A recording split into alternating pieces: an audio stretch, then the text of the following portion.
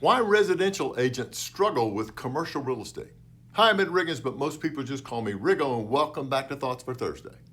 The professionals who work in residential real estate and the ones who work in commercial real estate have completely different mindsets and operate within different professional cultures.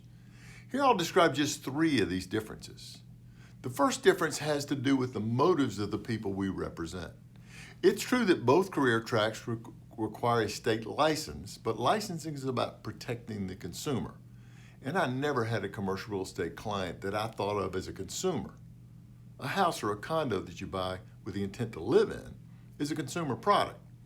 Oh, sure, your home might increase in value over the years, but by the time you account for expenses like interest, utilities, taxes, and maintenance, you could hardly call the place you live a good financial investment.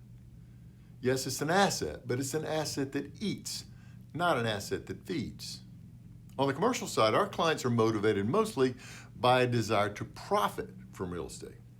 Either they own it and they want to profit by getting a capital gain or collecting rent, or they rent it because they want to run their business profitably in the space that they rent. The second difference has to do with the time horizons involved. From what I can tell, it's fairly common for residential agents to get a client and execute an assignment for that client in something like 30 to 60 days. Not so for those of us on the commercial side. I did a study early in my career.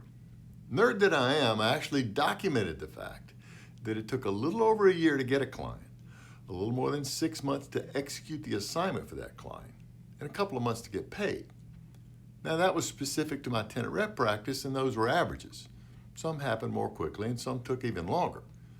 But it's pretty representative of the daily life of a commercial real estate broker. The third difference has to do with how we usually get our clients. A lot of residential practitioners get clients through referrals. This makes perfect sense.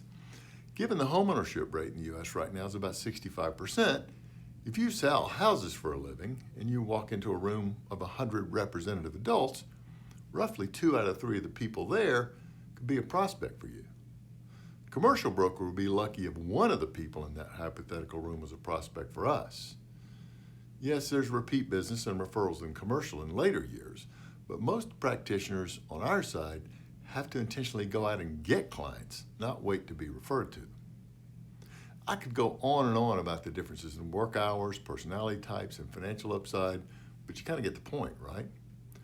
There's a lot to recommend both of these career paths, but I've always thought it was a little bizarre that in real estate brokerage, residential and commercial real estate people have even the same license.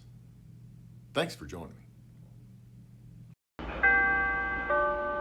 Doors closing.